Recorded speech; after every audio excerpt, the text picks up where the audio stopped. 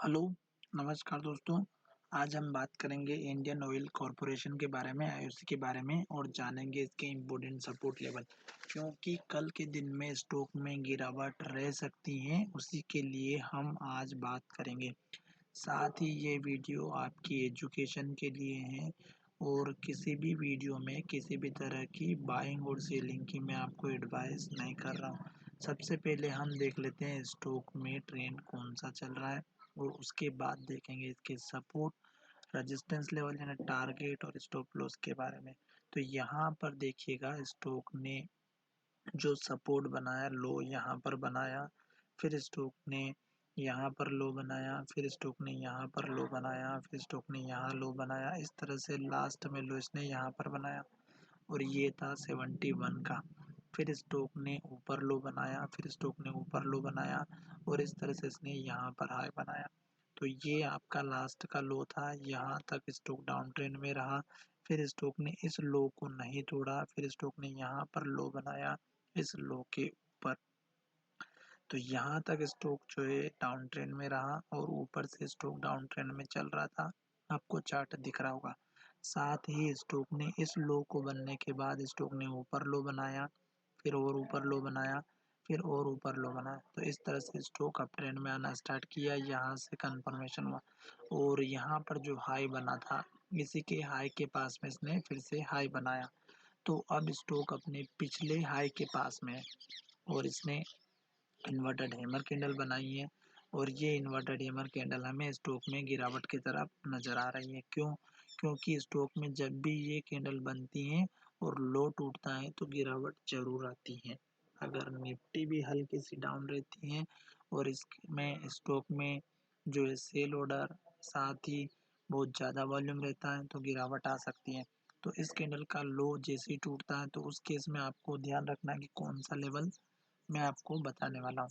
और इस कैंडल का आप देख सकते हैं यहाँ पर भी बनी हुई है, ये देख सकते हैं इतनी बड़ी, इसने लो तोड़ा, कितनी बड़ी गिरावट आए।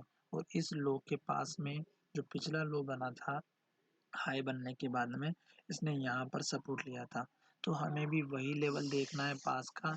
जैसे इस कैंडल का लो टूटेगा तो इसका जो हाई लेवल है यहाँ पर, इस कैंडल का हाई आपका एक इम्पोर्टेंट लेवल है 91.75 का और एक लेवल है हमारा इस कैंडल का हाई जो हमारा है 90.70 का। तो ये दो आपके सपोर्ट लेवल रहेंगे। साथ ही स्टॉक ने लास्ट का जो लो बनाया था, इस लो को बनाया, फिर ऊपर लो बनाया, फिर यहाँ ऊपर लो बनाया, फिर ऊपर लो बनाया, फिर ऊपर लो बनाया, फिर ऊपर लो, ये लास्ट का लो। तो ये लो जैसे ही अगर टूट जाता है, ये आपका मेजर सपोर्ट लेवल रहेगा। इस लो को तोड़ने के बाद स्टॉक में डाउन ट्रेंड फिर से स्टार्ट हो जाएगा। तो ये आपका सपोर्ट लेवल रहेगा मेजर। दो लेवल मैंने आपको यहाँ पर बता दिए हैं और स्टॉक अगर इस कैंडल के हाई को ब्रेक करता है, जो हमारा पिछला हाई बना हुआ है, तो और क्लोजिंग अपने हाई की तरफ देता है, हो सकता है स्टॉक यहाँ पर जैसे इसने हाई बनाया 2-3 दिन तक स्टॉक नीचे डाउन ट्रेंड में काम करा, फिर स्टॉक ने अप मूवमेंट दिया इस हाई को तोड़ करके। तो यहाँ पर भी वैसे ही हो सकता है और ऐसे ही हाई ब्रेक होता है। तो आपको लेवल्स कौन से देखने हैं वो मैं आपको बता देता हूँ। स्टॉक का जो लेस्ट का लो है यहाँ पर ये है, इस कैंडल का लो 100 रुपये के आसपास का, 100 रुपये 90 पैसे का आपका लो है। तो आपका ये पहला लेवल रहेगा। साथ ही आपको मैं एक लेवल और दिखा देता हूँ।